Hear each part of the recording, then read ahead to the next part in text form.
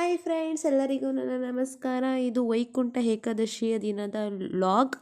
ಇದು ಬೆಳಗ್ಗೆನೆ ಬೇಗ ಎದ್ದು ಹೊಸ್ತಿಲಿಗೆ ರಂಗೋಲಿ ಇಟ್ಟು ಪೂಜೆ ಮಾಡಿ ಅದಕ್ಕೆ ಹೂವು ಎಲ್ಲ ಇಟ್ಟು ಅದನ್ನು ಶೃಂಗಾರ ಮಾಡಿ ನಂತರ ಸ್ನಾನ ಮಾಡಿ 3 ಜನನು ಪೂಜೆ ಕೂಡ ಮಾಡಿದ್ವಿ. ದೇವ್ರ ಮನೆಗೆ ಕಳಶ ಎಲ್ಲ ಇಟ್ಟು ಪೂಜೆ ಮಾಡಿ ನಂತರ ನಾವು ದೇವಸ್ಥಾನಕ್ಕೆ ಹೊರಡ್ತಾ ಇದ್ದೀವಿ. ಇವತ್ತು ವೈಕುಂಠ ಏಕಾದಶಿ ಇರೋದ್ರಿಂದ ತುಂಬ ಚೆನ್ನಾಗಿರುತ್ತೆ ದೇವಸ್ಥಾನಗಳಲ್ಲಿ. ನಾವು ದೇವಸ್ಥಾನಕ್ಕೆ ಎಲ್ಲಿಗೆ ಹೋಗ್ತಿದ್ದೀವಿ ಅಂದರೆ ನಮ್ಮ ಅಜ್ಜಿ ಊರಿಗೆ.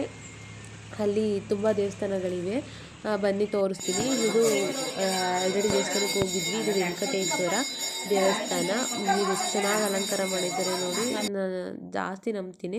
ಹಾಗೆ ಇಲ್ಲಿ ಅದ್ರ ಪಕ್ಕನೇ ದಾಸಪ್ಪ ಅಂತ ಹೇಳ್ತೀವಿ ನೋಡಿ, ಅಂದರೆ ಶ್ರಾವಣದಲ್ಲೆಲ್ಲ ಪೂಜಿಸ್ತೀವಲ್ಲ ಆ ದಾಸಪ್ಪ, ಆ ದೇವಸ್ಥಾನ. ಇದು ಲಕ್ಷ್ಮೀ ದೇವಿ ಗುಡಿ ಅಲ್ಲೇ ಹತ್ತತ್ರನೇ ಇದೆ. ಇದು ಲಕ್ಷ್ಮೀ ದೇವಿ ಗುಡಿ. ಹಾಗೆ ಇದು ಬಸವಣ್ಣ ದೇವರು ಅಂದರೆ ಇದು ಚೋಳರ ಕಾಲದ ಬಸವಣ್ಣ ಗುಡಿ. ಇದು ತುಂಬ ಶ್ರೇಷ್ಠವಾದಂಥ ಬಸವಣ್ಣ ಗುಡಿ. ಹಾಗೆ ಒಂದು ಫ್ಯಾಮಿಲಿ ಪಿಕ್ ಕೂಡ ತಗೊಂಡ್ವಿ.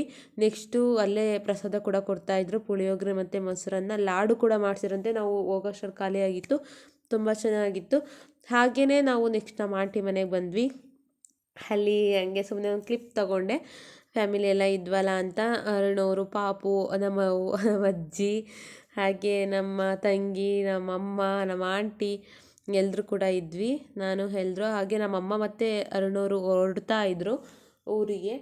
ಅಂದರೆ ನಾನು ಅಲ್ಲೇ ಸ್ಟೇ ಆಗ್ತಾಯಿದ್ದೆ ಒಂದಿನ. ನನ್ನ ತಂಗಿ ಬೆಂಗಳೂರಿಂದ ಬಂದಿದ್ಲು, ಹಾಗಾಗಿ ಅಲ್ಲೇ ಸ್ಟೇ ಆಗ್ತಾಯಿದ್ದೆ. ಹಾಗೆ ನಮ್ಮಮ್ಮ ಹೊರಟರು, ನಮ್ಮ ಆಂಟಿ ಬ್ಯಾಗ್ ಇಟ್ಕೊಂಡು ಕೊಟ್ಬಿಟ್ಟು ಬರ್ತೀನಿ ನಮ್ಮಮ್ಮಂಗೆ ಅಂತ ಹೋಗ್ತಿದ್ದಾರೆ. ಇಷ್ಟೇ.